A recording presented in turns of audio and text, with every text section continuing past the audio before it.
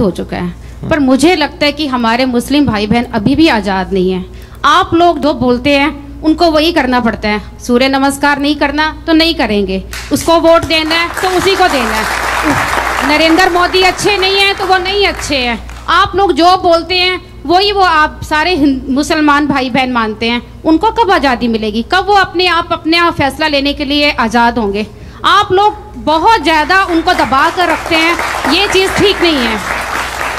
हम एक हिंदू होने के नाते या मुस्लिम होने के नाते मैं ये क्वेश्चन नहीं पूछ रही हूँ। ऐसा कंट्रोवर्सी जो है या ऐसा जो कुछ भी होता है ये आप लोगों से शुरू होता है और जो आम आदमी उसका भुगतान करता है, चाहे वो हिंदू हो चाहे वो मुसलमान हो।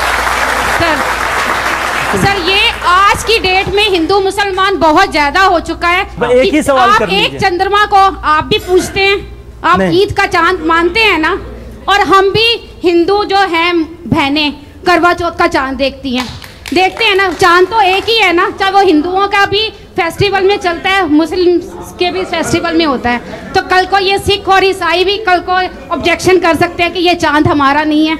फिर आप क्या करेंगे? आप क्या ईद का चांद बदल देंगे?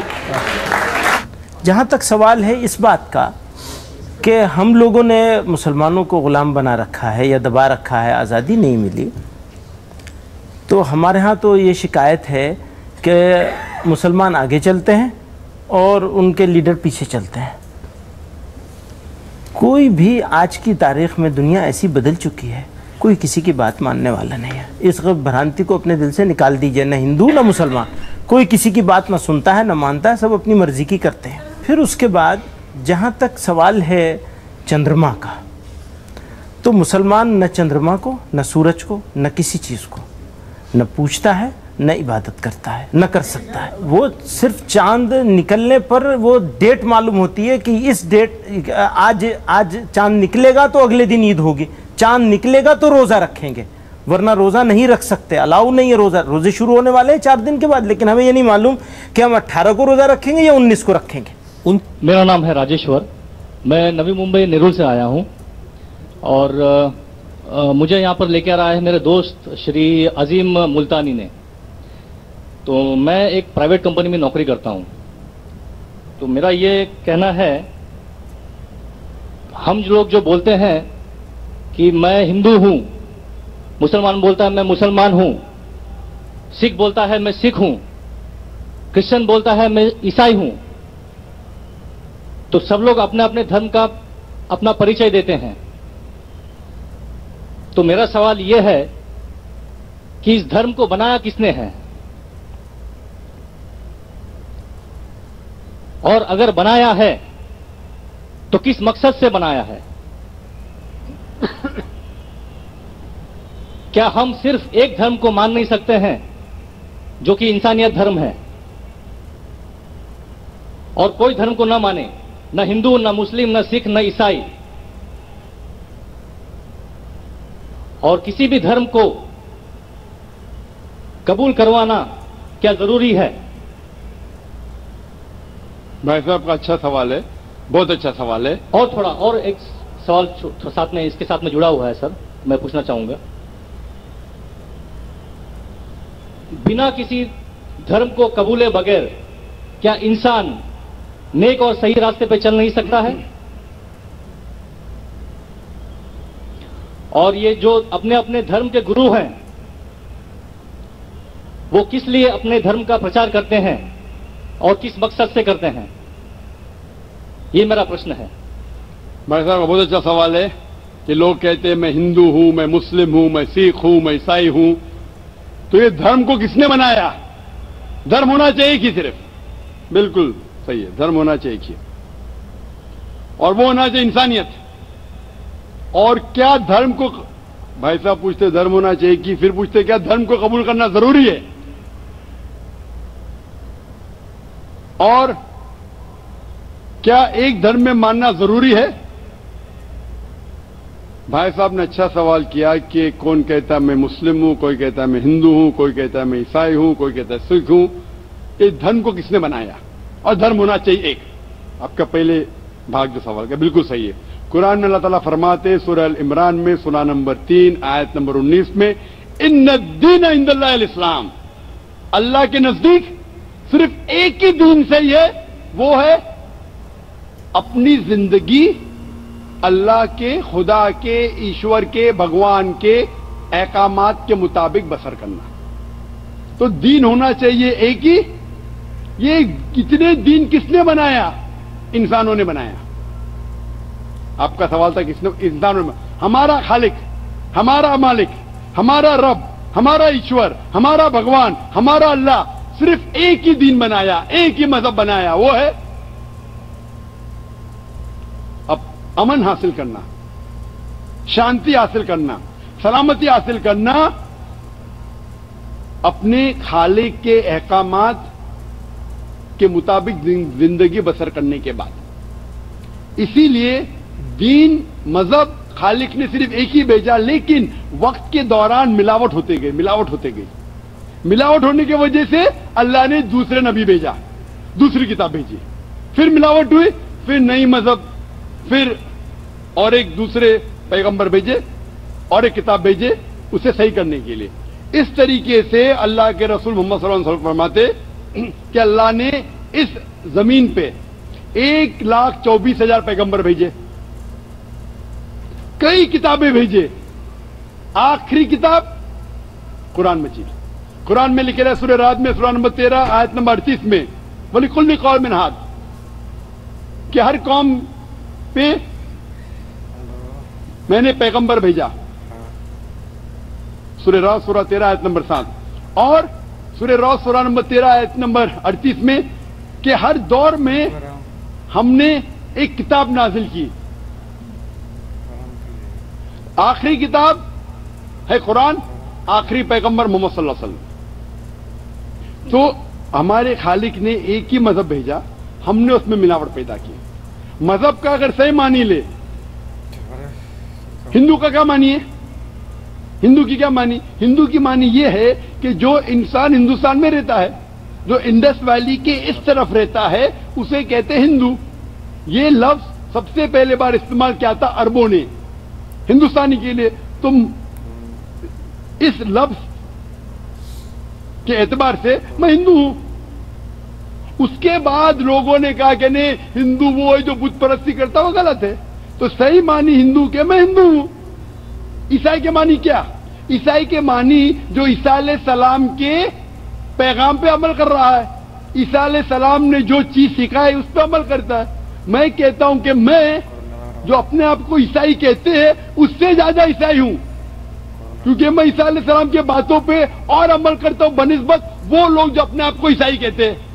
तो उस लिहाज से मैं और पक्का ईसाई हूं। जू का मतलब क्या? जू का मतलब वो जो खुदा से, अल्लाह से मोहब्बत करता है। मैं अल्लाह से मोहब्बत करता हूं। मुस्लिम के मानी क्या? मुस्लिम के मानी वो इंसान जो अमन सलामती हासिल करता है अपनी जिंदगी को अल्लाह के अहकामात के मुताबिक बसर करने के बाद। मैं मुस्लिम हूं। अब समझ रहे?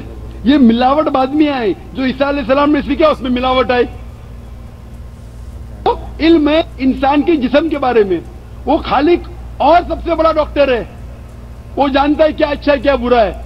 इसीलिए खालिक जो कहता है, हमारे बनाने वाला जो कहता है, उसके अहकामात पे चलने से अच्छे मुसलमान बन सकते हैं और सबसे ज्यादा सफलता मुसलमान बन सकते और इंसान बन सकते। मैं पूछना चाहता हूं, आप मानते हैं खालिक में? खालिक का मतलब मुझे नहीं पता। बनाने वाला। आप एक ईश्वर में मानते, एक खुदा में मानते या अनेक खुदा में मानते? नहीं, मैं तो सभी जगह जाता हूँ, मंदिर जाता हूँ, मस्जिद जाता हूँ, लेकिन मैं किसी को मानता नहीं। मैं सिर्फ ये मानता हूँ कि मैं भी मंदिर जाता हूँ, मस्जिद है, एक मैं भी मंदिर जाता हूँ, मस्जिद जाता हूँ। एक पावर जो है जो हमको रूल करती है, मैं उस चीज को मानता हूँ। एक पावर, दो पावर नहीं ना, एक पावर जो है। वही तो पूछ रहा हूँ मैं, एक पावर को मानते हैं, दो पावर को मानते हैं? एक ही पावर को मानता हूँ। मैं भी एक पावर को मानता हूँ। मंदिर भी जाता हूँ, मस्जिद भी जाता हूँ, लेकिन मंदिर जाके बुत परस्ती नहीं करता हूँ, मूर्ति पूजा नहीं करता हूँ, क्योंकि वो पावर कहती है मूर्ति पूजा मत करो। मूर्ति मतलब वो पावर वाले को आप कम पावर दे रहे, बराबर ना? सारे पावर को मूर्ति में जा रहे।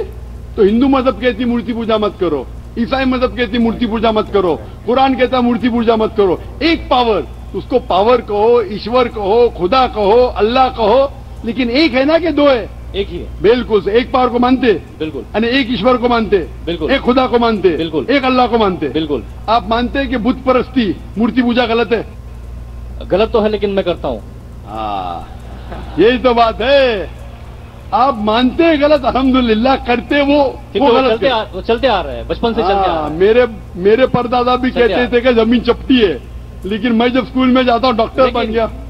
बट हम मूर्ति की पूजा करने की वजह से मैं मानता हूं कि मैं गॉड फियरिंग हूं, मुझे डर है।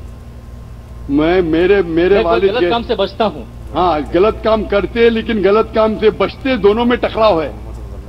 आप गलत काम से बचते फिर बोलते गलत काम करते। मूर्ति की पूजा करने से मैं गलत काम से बचता हूं। आपने कहा, मैं मानता हूं। आपने कहा मूर्ति पूजा करना गलत है, मैं मूर्ति पूजा करता हूं, गलत काम से बचता हूं, तीनों में टकराव है।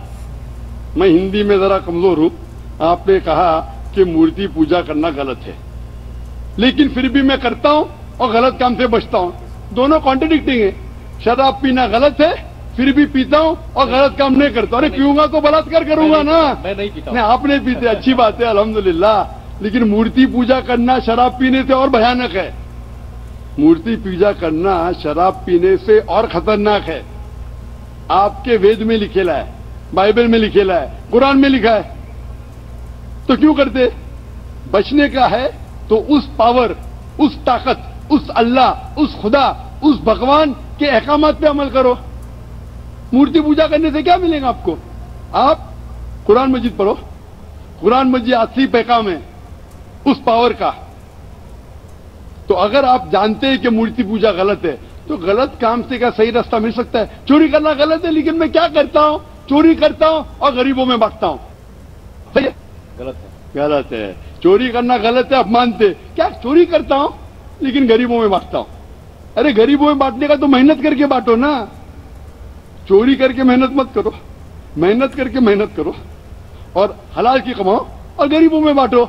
उसी तरीके से जो आप जानते हैं मूर्ति की पूजा गलत है, फिर क्यों करते? क्योंकि आपके परदादा करते आए हैं। मेरे परदादा कहते थे दुनिया चपटी है, लेकिन मैं कहता हूं दुनिया गोल है कि चपटी है? गोल। माशाअल्लाह। आपके परदादा क्या कहते थे? चपटी क्या गोल? गोली कहते थे। परदादा, आपके बाप दादा ने परदादा गोली कहते थे। कभी 1000 साल पहले? बिल्कुल। कौन थे? आपके दादा का नाम क्या था? पता नहीं। हाँ, तो आप खाली हवा में फेंक रहे हैं। इंसानियत 1000 साल पहले कहती थी कि दुनिया चपटी है। आपके दादा का नाम क्या? मैं नाम लिखूंगा ना साइंटिस्ट बुक में। आपके परदादा का नाम क्या है?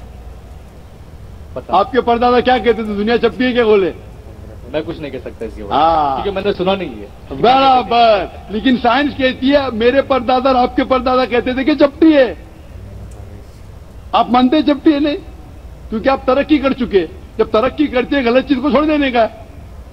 अभी बुत परस्ती करेंगे या छोड़ देंगे? कोशिश करूंगा छोड़ने की। हाँ, ये बात हुई ना, ये मर्दानी बात हुई ना। माशाल्लाह, ये अच्छी बात है कि भाई साहब मानते एक पावर में, एक खुदा में, एक ईश्वर में, एक भगवान में। बुत परस्ती गलत है और कोशिश करेंगे इसको छोड़ने की। आप मानते हैं कि मोहम्मद सल्लल्लाहु अलैहि वसल्लम पैगंबर है? पता नहीं, मुझे नहीं मालूम। कैसे नहीं? इसीलिए मैं चाहूंगा कि आप कुरान मजीद पढ़िए। मैं आपको कुरान मजीद का तर्जुमा दूंगा। अंग्रेजी जानते तो अंग्रेजी में दूंगा, हिंदी जानते हिंदी में दूंगा। पढ़िए, इससे आप हिदायत पाएंगे। और इंशाअल्लाह जो भी मुश्किलात है आप मुझे पूछ सकते हैं या हमारे इदारे को लिख सकते हैं। और जब आप एकदम संतुष्ट हो जाएंगे कि सही किताब है, फिर आप एकदम अच्छे, अभी आप इंसान हैं, अच्छे इंसान हैं और अच्छे PhD बनेंगे। उस दिन का मैं इंतजार करूंगा।